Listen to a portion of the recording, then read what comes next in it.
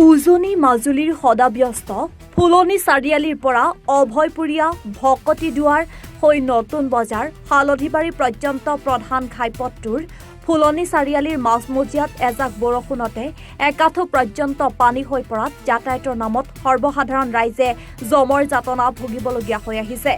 নিতৌ কেইবাখনো মহাবিদ্যালয়, উচ্চতৰ মাধ্যমিক বিদ্যালয়, মধ্য ইংৰাজী প্ৰাথমিক বিদ্যালয়লৈ যোৱা ছাত্ৰ ছাত্ৰীয়ে পকী পথ হোৱা স্বত্তেও পকী পথৰ ওপৰত হৈ পৰা বোকা পানীৰ বাবে বিদ্যালয়লৈ যাওঁতে দুৰ্ভোগ ভুগিব লগা হৈ আহিছে।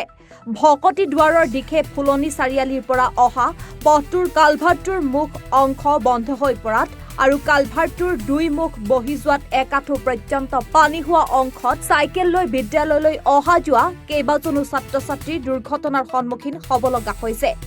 ইতিমধ্যে উক্ত পানীৰ গাঁতত কেইবাখনো টমটম সহ যাত্ৰী বাগৰি পৰি দুৰ্ঘটনাৰ সন্মুখীন হৈ আহিছে বুলি স্থানীয় ব্যৱসায়ীসকলে জানিবলৈ দিছে। ৰাস্তাটোতো চৰকাৰেতো এইটো নজৰ দি পেলাইতো বনাই দিবলগীয়াটো কাহানি বা এইটো আছিলে। আপোনাৰ ইলেকশ্যন গ'ল, এতিয়া ইলেকশ্যনৰ পিছত ৰাইজকতো এই সুবিধাটো ল'ৰা ছোৱালীৰ পৰা ধৰি আপোনাৰ এখন মেডিকেল কলেজ আছে, হস্পিটেল আছে, আয়ুৰ্বেদিক হস্পিটেল, সকলোখিনি এইটো পথৰ কাৰণে এইটোতো এক নম্বৰ পথ হয়।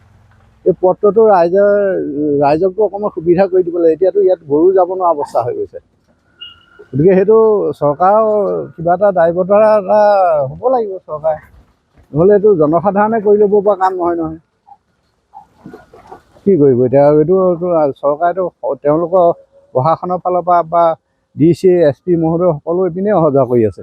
তেখেতসকলেতো দেখিছে, দেখি মেলিতো এই কামটো অকণমান ৰিপেয়াৰিং এটা কৰি দিয়ক। বাৰিষা বুলি লাগিলে খৰালি স্পেচিয়েলকৈ বনাওক। এতিয়া ৰিপেয়াৰিং এটা কৰি দিলেতো মানুহৰ যাতায়াতৰ সুবিধাটো হ'লহেঁতেন। এতিয়া চাওকচোন, টমটম এখন যাব নাই, মটৰচাইকেল এখন যাব নাই। এতিয়া এক্সিডেণ্টো সিদিনা এইখিনিতে 2-3টা এক্সিডেণ্ট হৈ গৈছে দিনবা। গতিকে চৰকাৰক আমি অনুৰোধ কৰিছোঁ যে চৰকাৰে এই চকু কাণ দি পেলাই ৰাস্তাটো কিবা এটা নজৰ কৰি বনাই দিয়ক আৰু প্ৰশাসনৰ পৰা ধৰি সকলো চাই লৈ। কিন্তু একদম সন্মুখতে ল'ৰা ছোৱালী ওলাই আহিবলৈ ৰাস্তা নাই। আপুনি চাওক, আপোনালোকে স্কুলৰ ফিল্ডত কিমান পানী, ৰাস্তাত কি অৱস্থা, আৰু ইফালে এই হস্পিটেলখনলৈ মানুহ যাবলৈ এতিয়া প্ৰায় মানুহ নহাই হ'ল। এই ৰাস্তাটোৰ কাৰণে মেডিকেল হস্পিটেলখনলৈ নোযোৱা হ'ল। ইয়াৰ পৰাতো বালিগাঁৱলৈকে সম্পূৰ্ণ বেয়া হৈ গৈছিলে ৰাস্তাটো। গতিকে সেইটো আমাৰ ফালৰ পৰা চৰকাৰক অনুৰোধ কৰিছোঁ যাতে কিবা এটা কৰি চৰকাৰে সোনকালে কিবা এটা কৰি দিয়ক ৰাস্তাটো, ল'ৰা ছোৱালীৰ পৰা ধৰি জনসাধাৰণ যাবৰ কাৰণে যাতায়াতৰ। সেইটোৱে, আৰুনো কি ক'মগৈ দেই। মাজুলীৰ পৰা উজ্জ্বল পেগুৰ ৰিপৰ্ট, এনি ভাৰত 24।